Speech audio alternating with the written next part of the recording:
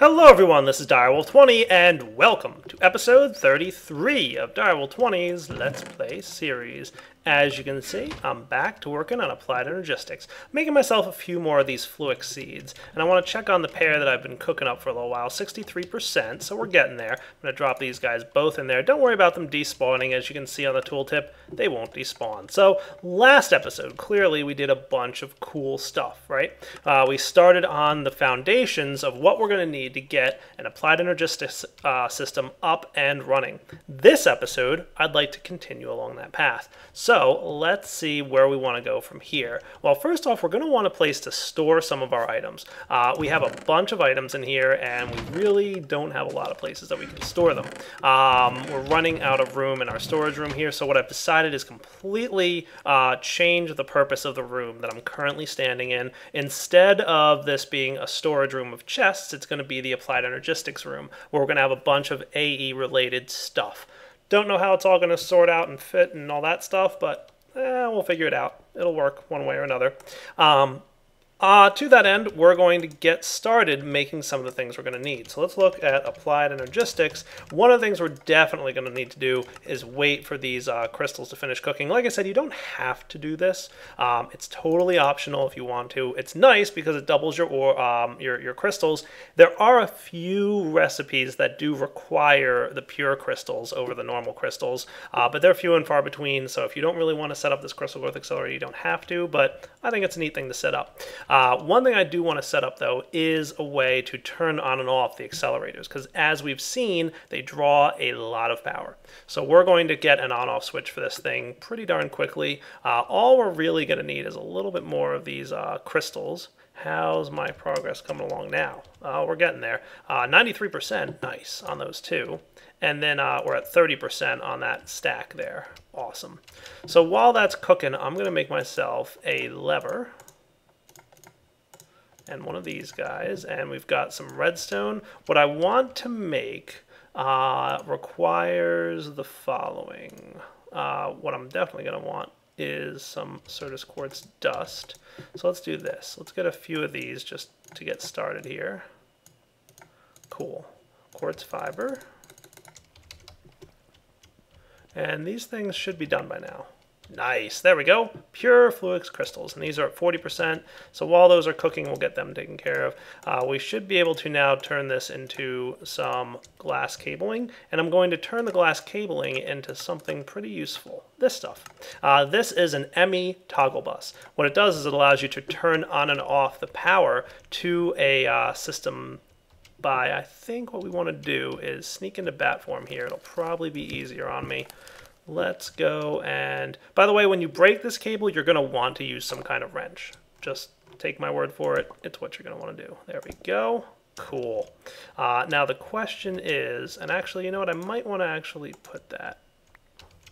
Come here, you guys. I'm going to remove this piece. I'm going to place this here with the cable. So this is a multi-part.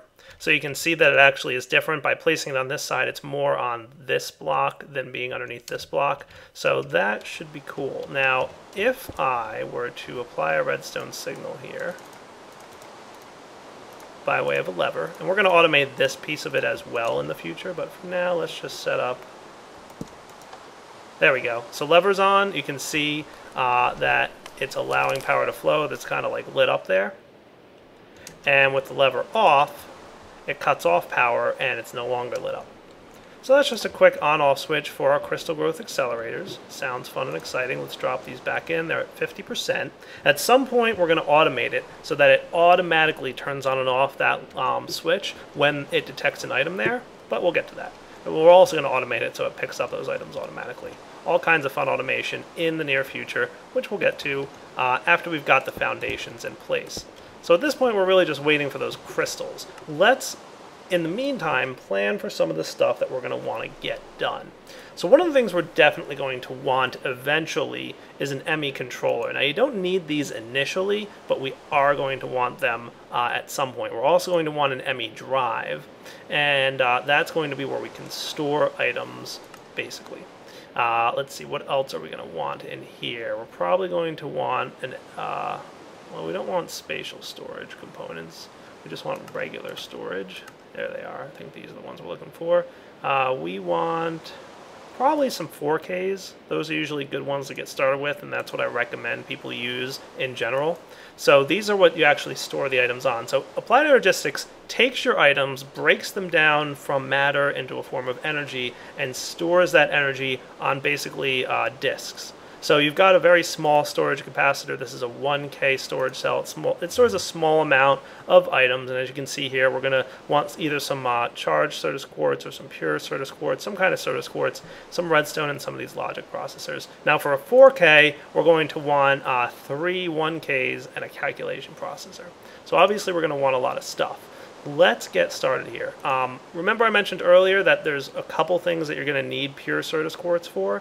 The calculation circuit is one of them. So we're going to definitely want to, let's see, grab some sand here. I guess 17 is a good number. And get ourselves some seeds, okay? You guys, not quite done yet, but let's drop them in. You guys can live in there together. And I'm going to sleep through the night, wait for that stuff to cook up, and come back in a minute. So guys, one benefit of the inscriber is even though it's not able to stack multiple items in its current working slot because it has to stamp it, it can stack in its output slot. So by simply placing a hopper on the side here, I'm throwing some gold ingots in and I'm going to get myself a bunch of printed logic circuits. That's going to just speed up this process a lot for us. So that's at least something that we can feel good about. Let's see how this thing is doing over here. So it looks like my Fluix crystals are done. Certus quartz seeds are about 71%. We're still cooking on those. I'm going to make myself, like I said, a bunch of these things that we need here, a bunch of these calculation processors and whatnot, and we'll be back in a minute. All right, looking good. Before we proceed, I do want to show you another neat trick. Let's go ahead and take out the logic press and throw in the calculation press, and for that we're going to need the pure Certus quartz. Like I said, you do have to use pure Certus for this. If we now take this, what we want to do is actually get the actual unit that we have to make. So this printed calculation circuit and the printed logic circuits, they're not a whole lot of use to us. We need to combine those with silicon and redstone in the middle. And what we'll get here is the following item. Put away some stuff. There we go, calculation processor. What I can do with that is many things. One of them I'm going to make is an acceleration card. Boom. I'm going to take those acceleration cards, combine them, or they're going to make advanced cards, which are basics. Combine them like so, and I should be able to put these in my inscriber to speed it up a little bit. So let's see now. If I get my calculation press and we drop, we'll throw like, let's do 20 of them. That sounds like a good number. This should run a lot quicker now. It's probably also going to drain a little bit more power, but I'm okay with that because this is kind of a slow process as it stands right now, and throwing the acceleration cards in there is definitely going to make things a lot better for us. So speed up the inscriber, totally worth it. Trust me. Cool. So that thing's done. We can turn off this lever, which means we won't be wasting power in our crystal growth accelerators. We're going to make 2 more of those soon. Let's get started with the basics of what we're going to need for energy storage. So to get started here, like I said, we're going to need a disk drive. So let's get one of those. The disk drive is where we're going to store stuff. So we've got our engineering processors that we're going to need, which requires some diamonds and some of this Emmy glass cable stuff, which shouldn't be too hard to make now that we have a bunch of pure Fluix crystals. Nice. Some cabling is definitely going to come in handy. Are you done with your 20? Cool. Let's get the engineering processors. I'm going to ask for just 5 of these for now, and they shouldn't take too long to make. Cool. Not bad. I like upgrading this. That was a good plan. I'm going to have to thank whoever added these. I think these are not terribly new, but new enough that I've never seen them before. So what I should be able to do also, by the way, is put like this, this, and this, maybe? Or no? No, not necessarily. I thought you would behave, but I guess not. Looks like we're going to have to do this piece manually, but that's okay. Shift clicking will work, and it'll do the right thing. Cool. So let's just get these all put together. Shift click. You're going to want a lot of printed silicon, by the way. That's why I had this thing making more silicon for me. And the last set. There we go. And I should be able to now make a disk drive. So that's step 1. Get yourself an Emmy Drive. just one should be sufficient for now. And I really need to sort out my inventory, so you know what, I'll be back in a second.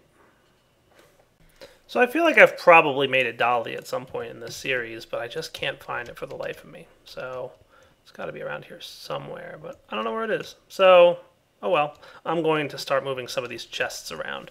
I'm trying to decide exactly what I want to do right now, because I want to start placing the stuff that I'm making in this room, but I don't want to lose what I have going on right now just yet.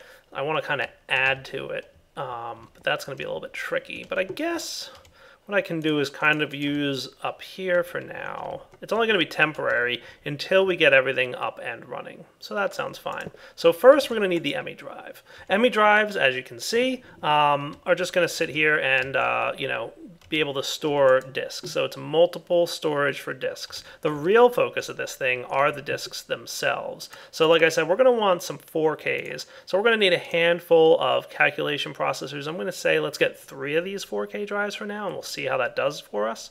So we're going to need 3 calculation processors and 12 logic circuits. I'm going to cook them up.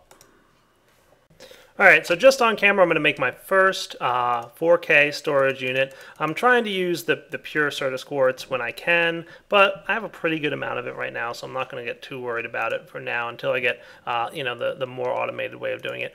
From there we want to get a 4K, so we're going to bump that guy up to 4K, and once we've got the storage unit, then we need to put it inside some quartz and redstone and iron so that the disk drive can actually go into the drive. There we go, our very first storage cell.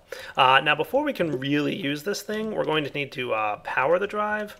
So actually thinking about that, maybe I should move this down here. You know what, I'm going to work with it in the middle of the room just so I can save a bit. So let's do this. I'm going to run some Fluix cabling up to here, and that will give my drive some power, like so. Ta-da! See how the light's green? That means we're getting power, and that's a good thing. On top of that, I can place my Fluix cable, and the only way we're going to be able to access this drive, because we have it in the drive itself, is with the following item. It's called an Emmy Terminal. Now you can either get a regular interface terminal or let's see, Emmy Terminal. This is your standard terminal. This is the first one we're going to want to get. So in order to get this, we're going to need an Annihilation Core, and we're going to need a Formation Core. So we'll get both of these made right now. Okay, it is going to require just a little bit. Can I process these into dust? I don't think I can. If you want to convert your pure Fluix crystals back into regular Fluix crystals for any reason, you can do it just like that. The way I showed you just there will get you taken care of. So we're going to need a little bit of dust, so I'll get that made now. You can see my inventory is just full of stuff. And let's craft what we need for an Emmy terminal. So first we're going to need the Formation Core, and then we're going to need the Annihilation Core, which I think requires some of this stuff.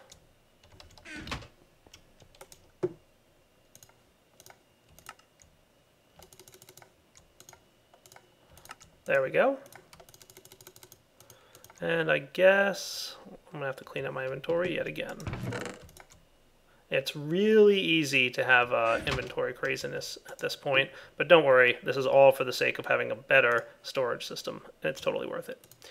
Finally, we're going to need an illuminated panel, which is pretty easy, just some glowstone, redstone, and some of the stuff here. So let's put away... Boy, I'll put my dolly away for now. I'll put you in the miscellaneous junk. Just need 2 glowstone. And then I can get my illuminated panel, right? Cool. And now I should be able to put together 1 Emmy terminal. That's all I need for the time being. So let's pop this guy right there. So that is also a multi-part. You'll notice that the Emmy terminal is in the same block space as the cable and the drive. So keep that in mind, because that's a pretty useful ability, and we'll be exploiting that in the near future. So now we have access to the drive here. You'll notice that right now it's got 4096 bytes and 63 types. For every 1 item that we place in here, so for example, if I place 1 nether quartz, it's going to use up a few bytes and 1 type. Now I can continue to place as much nether quartz in there as I want, and it'll continue to use up some of the bytes. So you'll notice that we're up to 40 bytes and one type. Each type of item that we place in there uses a certain number of bytes as well. Now when I place a new type of item in there, it's going to start using up new types of stuff. So we can only put 63 different types of items regardless of how big the cell is in one cell, which is why I personally recommend going with 4K, especially early on, because the 16Ks get pretty expensive pretty fast, and it's rare that you're going to need as much storage in them. You really have lots of different items instead of lots of the same item, even though in our case we kind of do have lots of the same, but that's okay. So I'm going to place some items in here. So for example, the presses, as you can see, each count as one type. So that's something that's kind of a downside, but don't worry, it'll be fine. I'm going to go ahead and throw all this stuff in here for now. This is all my Applied Energistics stuff that I've been working with temporarily. What's nice is you can sort by this and filter, so if you want to have like an engineering processor, for example, you can find it pretty easily. You can right-click to clear the search tab. You can also sort by how many items you have, or the mod, or inventory tweaks, or item name. So if we're sorted by item name, you'll see redstone at the bottom, Annihilation Core here. Sort by number of items, the most is at the top. You can change the order. There's a couple other buttons in here. We can change our search bar here to be synchronized with NEI. So if we type in advanced, you'll see that it also jumps over to all this cool stuff. It'll alter with NEI. All kinds of good things you can do with it. For now, we've got an Emmy Terminal. I'm pretty excited about that, but I wouldn't mind upgrading that to a crafting terminal, which is even better. All it requires is a calculation processor. So let's snag one. I should have a calculation processor. By the way, left-click to pull the items out, right-click to put it in, or shift-right-click to pull out one item at a time. Pretty cool stuff, right? So I'm going to take this thing off here, get myself a crafting table, the calculation processor, the Emmy terminal. That gets me an Emmy crafting terminal. This is even better because what it means is I now have a crafting table within here that I can go ahead and do all kinds of cool crafting with. And it'll pull items out of the AE system to do the crafting. Nice, right? And you can also shift click things. So if I wanted to look up the recipe for a crafting table, you can see it's easy to make that happen. Nice, right? Cool. I think what I'm going to do right now is get myself just a handful more of the things that I've been making recently. So I want to get more disks in the drive, and then I'm going to start moving my items out of the chests and into the AE system to make it a little bit easier to work with. Okay, so let's get them crafted. I think the first thing I'm going to want to do is get more sand. So let's snag this guy and start cooking up more sand, because that's going to be very helpful for us. And then I'll be back in a few minutes. What I want to do is make more of the pure Certus quartz and come back in a minute. I'm also probably going to upgrade 2 more crystal growth accelerators. Would be kind of nice to have. So we saw how fast 2 of these are. Let's see how fast 4 of them are. Dun, dun, dun. So I'm just going to drop them in. 1, 2, 3, 4, 5 seconds later, and nice, 4%. That'll be pretty quick. And there we go, 3 more storage cells. Now what's nice about this is the drive allows us to store a bunch of different storage cells. So we can start placing items into our AE system now. The best way to probably handle that is to use an import bus. Let's see what's involved in making an import bus. It's pretty straightforward, just a sticky piston and one of those Annihilation Cores, which we'll probably already have one of. So let's get that sticky piston ready to go. I should have the stuff to make a piston around here somewhere. Cool. Sticky piston. Oh man, I can't wait for auto crafting. I get really excited with the AE system because it opens up so many opportunities. We'll probably want to also have one of those acceleration cards. They can also go into import and export buses. So let's get one of those ready. Just need a couple diamonds. Don't have those in the system yet. But you can tell it's already getting easier to craft stuff because your storage and crafting are in the same spot.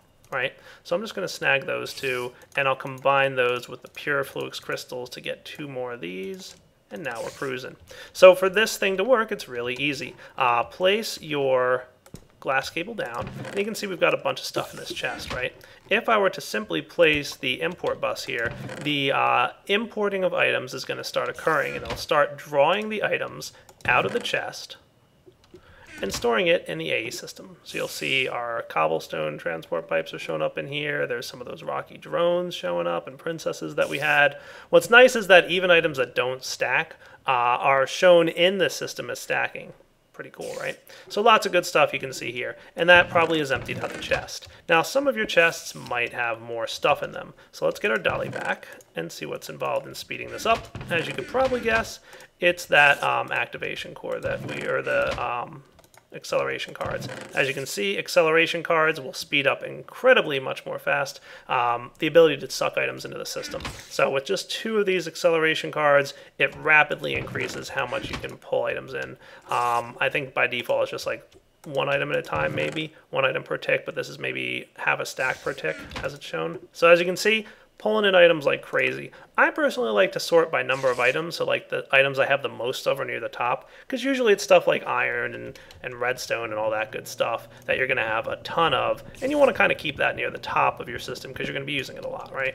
So let's import the next set of stuff. Cool. This should be a quick process. Not too shabby. I have just a simple axe laying around. If not, I don't want to use this one. Cool. Pretty quick how it's pulling those items in, right? And let's go ahead and take a look at our storage. So you can see here, this 4K storage cell is now orange in color. That means that we filled up the number of different types of items we're allowed to have, so we can't put new types of items in there, but we can store more of the same type of items that are in there. And we're currently starting to fill up this cell. We've currently got 54 different types in there. It's probably going to get pretty close to full of different types in a minute here. Let's start pulling items in from the diamond ores chest, and we'll see this thing quickly filling up, right? So the number of items you can store in a 4K cell is pretty impressive, but it's just the different types that you really need to worry about once you fill up that different type amount. Nice, that's so cool. You'll see it's quickly going to go. So I think we just threw some stuff into the first one because we had some iron in the system already. And there we go. Now we've hit 63 types there as well. So I'm going to continue to suck items into my AE system here. As you can tell, the ability to store things in a very compact fashion is awesome. You can store a ton of resources in a very small space, and we're going to have a lot of automation opportunities very soon because of this. So we'll be back in a minute once I suck in the rest of my chests. Alright guys, so I've got a lot of my stuff in here. I'm going to need a couple more storage cells. As you can see, we're almost running out of types, and we have a few more chests to import. Not to mention, you know, we're just going to have more items soon anyway. And I thought, you know what's a real nuisance is how this is a semi-manual process. We're going to automate it with Applied Energistics eventually, but why don't we automate it in a nifty and different way? I don't think I've ever done anything like this before. I'm going to use Steve's Factory Manager to manipulate the storage of stuff in this inscriber and actually create stuff. So why don't I, because I don't like to do this too much on camera, I'm going to build the commands in here and then talk you through how they work in just a minute. Alright guys, so here's what I've got so far. It's simply a matter of leaving the 4 presses in there, and anytime there's gold inside the chest, it should grab the appropriate press and the gold, throw it in there, and then pull the items out automatically. Pretty cool. How does it work? Well, why don't I show you? And this is going to be repeated for the other 4 types of, or the other 3 types of processors. So I'm going to show you this once, and then you just repeat it for the other 3 types. So it's pretty simple. I've got a command group here, which is a collection of commands. And the trigger is set to run every 2 seconds. And this is important because I'll tell you in a minute why it's important. Just trust me, the trigger 2 seconds, might even need it to be longer depending on your setup. So if we expand this content here, we can see that inside this command group, we've got the following setup. A node, which is set to an input node, all this does is give you access to the input node here. Okay, so there we have a condition, and we say if there is in the iron chest any gold, if that's true, what we're going to do is we're going to grab from the chest anything, and it doesn't matter what side we pull from the chest because chests aren't really sided, and we're going to output to the inventories. We're going to output to the inscriber. On the top side of the inscriber, we're going to place the logic press. And then we're going to output inscriber. On the north side, so like the side of the inscriber, goes the gold ingot. So this is putting gold into the side of the inscriber and the logic press in the top slot. Pretty cool. And then from there, we're just going to flow out of the node. So once we've done that, we just go to this output slot. Now, in the event that there is no longer gold, right? So remember we said if there's gold in the inventory. If it's false, then we check. This actually isn't working, so I can just get rid of this. This conditional here doesn't need to work. That's why it needed to be a couple seconds, and I'll explain that in a second. If there is no gold in this chest, what we want to do is take the input being the inscriber on the top, and we're going to grab the inscriber logic press and output that to the chest. So it pulls the inscriber logic press out of the top here. Now the problem that I was running into when this was set to being 1 second instead of 2, so if this runs every 1 second, watch what happens when I place one piece of gold in here. It pulls the inscriber logic press out before it's finished processing. So that's a problem. So by bumping this down or setting the trigger to be every 2 seconds instead of every 1, that's why I had that logic there. I was trying to see if I could get it, but the way the inscriber works is that the north face, when it's putting in, goes into this slot, but when it's pulling out, it pulls out from here. So that's a little bit of a hassle. I don't think there's a way around that. So 2 second timer is pretty much where we're at. Now when we place a piece of gold in there, it puts this logic press in, waits 2 seconds, and then it was able to pull it out. Pretty neat trick, right? Yeah, cool stuff. So then finally we just have every 1 second, we're just looking at the input of the inscriber on the north face on one of the sides.